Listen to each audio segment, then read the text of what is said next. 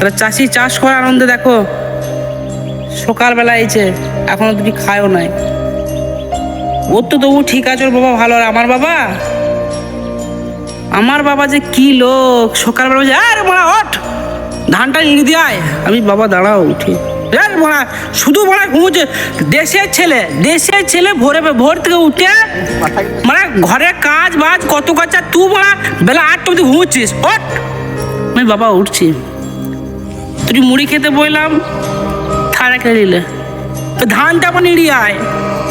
হ্যাঁ, ধানটা যে এত ঘাস হয়েছে, তা ধানটা নিড়িয়ে আয়। আমি বললাম বাবা যাবো গো, তুমি খায় না বলা, কাজ না করলে খাবার নাই। আর এই যে এই ছেলে দেখছো, দেখো কত কষ্ট, ভোর থেকে উঠে।